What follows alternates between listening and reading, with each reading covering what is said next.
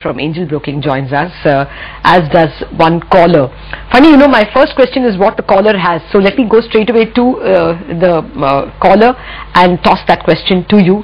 Kishore Chauhan from Surat is joining us and he has Sesa Goa shares. Kishore ji, what's your question? मैं इस time पे madam सेसा गोवा में invest करना चाहता हूँ. आपके पास फिलहाल शेयर्स नहीं है सेसा गोवा के? नहीं है. ओके. और आप खरीदना चाहते हैं? आप इन्वेस्टर हैं, ट्रेडर हैं? आपका नॉर्मली ट्रेडिंग होराइजन क्या है? इन्वेस्टर 6 महीने से 1 साल के लिए. Okay. Well, funny on that issue, how do you look at Sesa Goa? The stock has seen a secular decline compared to its heydays a year ago and before. How do you view the stock from here on?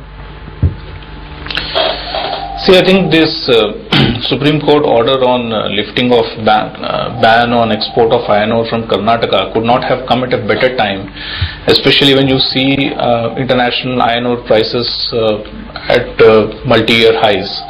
So that's certainly a shot in the arm for Sesa Goa.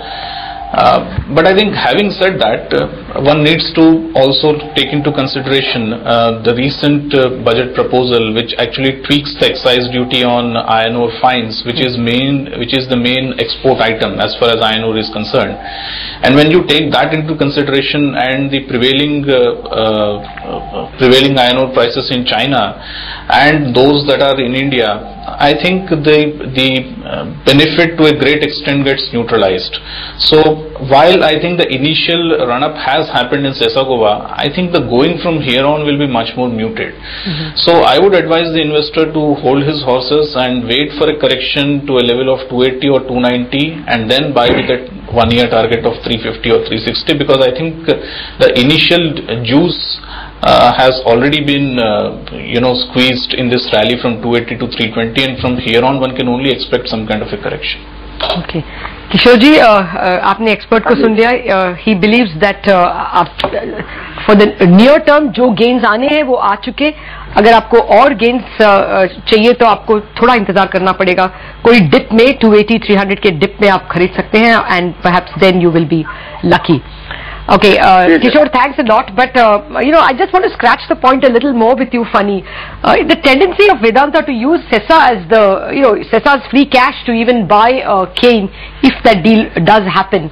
Would it give a Sesa shareholder any sense of comfort? Also, the mining bill, 25% of the mining profits will have to be shared. Perhaps Sesa will find a way out of it by incorporating the steel mill into Sesa, which is what Vedanta is doing now, so that the iron ore appears to be used in-house and is not being sold. But despite all this, there are going to be greater and greater tribal rights over mining areas. The trend appears to be set. Likewise, the Vedanta Group's tendency to use the free cash for other purposes. Will all this make it a good longer-term buy? I think you have hit the nail on the head, because in my assessment over Sesa Goa, I actually skipped over the management issues. Vedanta had only 3 choices. You either have a cash-rich Hindustan Zinc, you have a cash-rich Sterlite, or you have a relatively cash-accretive Sesa Goa.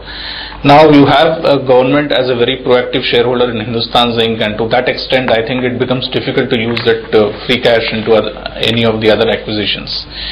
Now Sterlite's cash is already being used up in Vedanta's projects in India. Now, especially in projects such as Vedanta Aluminium. Now that only leaves Sesa Goa, and that to my mind explains why Sesa Goa was used as a vehicle in the acquisition of Kane India. Yes, Sesa Goa shareholders have a right to be aggrieved, because it looks apparently as a unrelated acquisition, because Sesa Goa is primarily an iron ore player and people have invested over there for iron ore, and if you then go ahead and invest in other natural resources like oil exploration, certainly it might not be it might not go with all the investors, and to that extent I think yes, from a longer term perspective, say investors in Sesa and generally in the other Vedanta Group companies are a bit aware, and that my mind also explains the discount that these group companies enjoy as compared to their peers in the market. I think the market is already discounting that. Sure. Let's move on then. We have Nikunj Kansara from Nagpur joining in, and he has a query on Suzlon. Nikunj, आप student हैं? Student हैं sir. तो आपने सुजलॉन किस price पे लिया और कब तक आप होल्ड करना चाहते हैं? 1.5 साल से 2 साल सर जी। ओके, और 49 पे आपने लिया है, तो ठीक है, पूछते हैं आपका सवाल। Funny, he seems to have just got into Suzlon actually at 49, and yesterday there was a big rally, but we have seen these sporadic rallies in Suzlon. What should be the advice over here? See, if the investor has a 1.5-2 years, then my own experience tells me that discretion is the better part of valor. Bravery is not to be shown in such turnaround stories such as Suzlon, because it is not just a turnaround in operations. A whole lot of other issues need to fall in place. For example, they have a debt of approximately 9,000 crores, out of which 3,000 odd crores is in the form of FCCBs that need to be serviced over the next 2 years. So a lot of things have to fall in place, and things have to go to the T in the next 2 to 3 years, and in real world things don't go like that. So I think the investor should be a bit careful. Yes, the non-conventional energy space, especially wind energy, is reviving post what happened in Japan. Domestic market is already doing pretty well, but you also have overseas players that are forming up their manufacturing facilities in India. And this year FY12 and FY13 are going to be better as compared to the last 2 years in terms of sales, but margins are going to be under pressure this year, especially because of interest costs.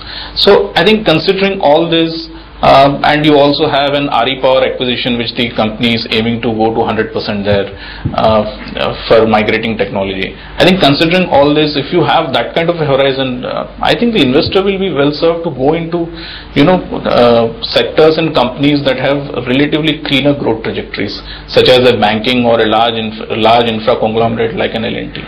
Okay, Nikunj, हमारे expert का ये कहना है कि आपको शायद सुजलॉन से निकल जाना चाहिए। सुजलॉन ने आज तक बहुत कम इन्वेस्टर्स के लिए पैसा बनाया है, तो इसमें कोई बहादुर बनने की जरूरत नहीं है आपको, क्योंकि स्टॉक गिर चुका है, तो इसलिए आप खरीद लें।